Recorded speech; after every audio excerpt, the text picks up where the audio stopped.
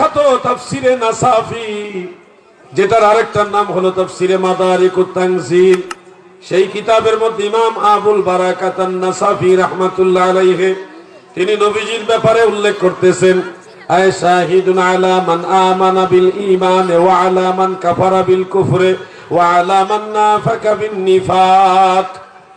আমার নবী ঈমানদারের ঈমানের কি অবস্থা, কাফেরের কুফরির কি অবস্থা, মুনাফিকের নিফাকের কি অবস্থা, আমার দয়াল নবী সেগুলিও জানে এবং হাসরের ময়দানে এগুলিরও সাক্ষী আল্লাহর দরবারে দিবে।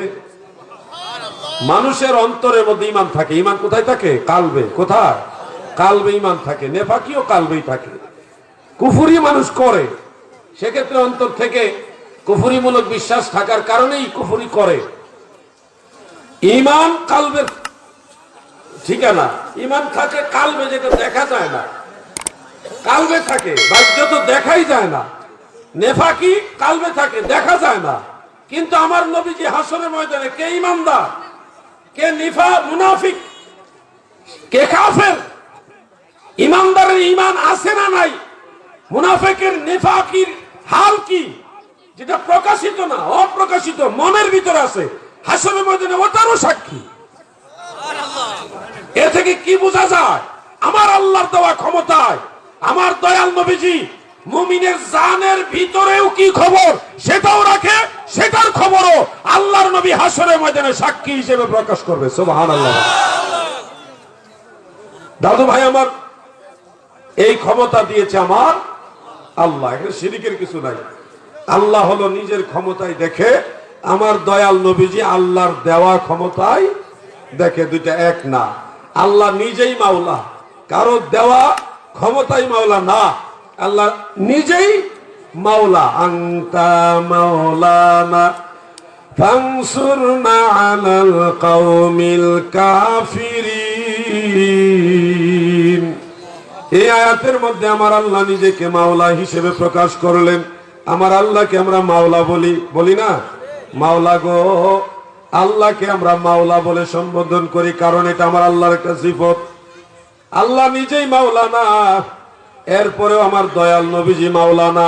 আল্লাহুম্মা সাল্লি আলা সাইয়্যিদিনা ওয়া মাওলানা মুহাম্মদ সাল্লাল্লাহু আলাইহি ওয়াসাল্লাম। এই যে নবীজির ক্ষেত্রে আমরা মাওলানা বলে থাকি, আমার দয়াল নবীজি বলেন, মান কুনতু মাওলা ফাআলিয়ু মাওলা, আমি যার মাওলা আলীও তার মাওলা। এখানে বোঝা যাচ্ছে নবী যার মাওলা, হযরত আলীও তার মাওলা। মাওলা মানে অভিভাবক, মাওলা মানে বন্ধু। মাওলার অনেকগুলি অর্থ হয়, আবার মাওলা শব্দের আরেকটা অর্থ আছে কৃতদাস, কৃতদাস হয়। কিন্তু নবীজির ক্ষেত্রে মাওলা আলীর ব্যাপারে কৃতদাস অর্থটা এখানে আসবে না, এখানে বন্ধু অর্থ আসবে। কারণ নবীজি মাওলা আলী কাররামাল্লাহু ওয়াজহাহুকে এই ধরনের ঘোষণা দেওয়ার পিছনে কারণ হলো, ওই সময় কিছু লোক বের হয়ে গেছিল যারা হযরত আলীকে পছন্দ করতো না, বিভিন্ন ধরনের সমালোচনা করত।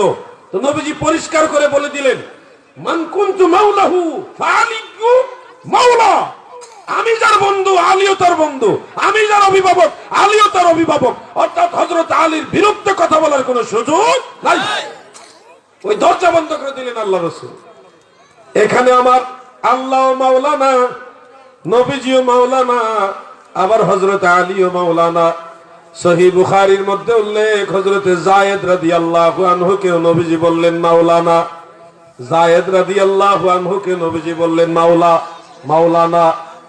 এই জন্য আরো যদি সামনে আসি, দেখেন আপনারা দেশের বিভিন্ন অঞ্চলে বড় বড় ওয়াইজরা ওয়াজ করেন, বয়ান করেন, তিনাদের নামের আগে হযরত মাওলানা লেখা হয় কিনা? এই জন্য দুনিয়ার মৌলভী সাহেব, মুহাদ্দিস সাহেব, মুফাসসির সাহেব, ফকিহ সাহেব, তিনিও মাওলানা। এই মাওলানা আর আল্লাহ মাওলানা, দুইটা কিন্তু এক না। আল্লাহ হলো নিজেই মাওলানা, কারো সহযোগিতা কারো দান দিয়া মাওলানা নয়। আর আমার এই দুনিয়াতে যারা আছে সবাই হলো আল্লাহর দেওয়া সম্মানে সম্মানিত। এখানে শিরিক খোঁজার কোনো সুযোগ নাই।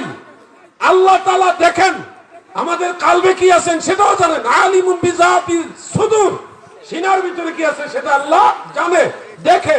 আল্লাহর ইলমের মধ্যে আছে। আল্লাহ কি কারো দেওয়া ক্ষমতাই দেখে? আল্লাহ নিজের ক্ষমতাই দেখে। আর নবীজি দেখে আল্লাহর দেওয়া ক্ষমতায়। অতএব এখানে শিরিক খোঁজার কোনো সুযোগ।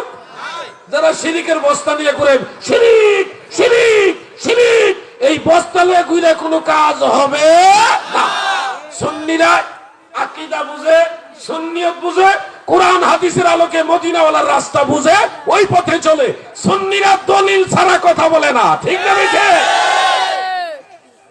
বন্ধুরা আমার, তবে ভাই বন্ধুরা, সুন্নিয়তের লেবেল লাগাইয়া শিয়া মতবাদ যদি চলে, এখানেও সাবধান থাকতে হবে। মদের বোতলে মধুর লেবেল, এটা নতুন নয়। আল্লাহর নবী বলেছেন 1450 বছর আগে, দয়াল নবীজি বলেছেন আমার উম্মতেরা শেষ জামানায় মদ খাবে, কিন্তু মদের নাম পাল্টাইয়া খাবে। মদের নাম মদ রাখবে না, এটা নামটা পাল্টাবে, চেঞ্জ করবে। এটা একটা উদাহরণ। আল্লাহর হাবিব বললেন যে হারাম খাবে, কিন্তু আসলে ওই হারাম নাম দিয়ে খাবে না। যেমন সুদ, কি সুদ? সুদ খাওয়া হালাল না হারাম? সবাই বলেন হালাল না হারাম? হারাম। পৃথিবীর সমস্ত মুসলমানরা জানে সুদ খাওয়া কি হারাম। কিন্তু এখন অনেক সুদখোর পাবেন যারা সুদের নাম সুদ রাখেনি, ইন্টারেস্ট রেখেছেন অথবা মুনাফা রেখেছেন, অন্যান্য নামও বের হতে পারে। তাহলে মানুষ হারাম খাচ্ছে, খাচ্ছে সুদ, নাম হলো ইন্টারেস্ট, খাচ্ছে সুদ, নাম হলো মুনাফা।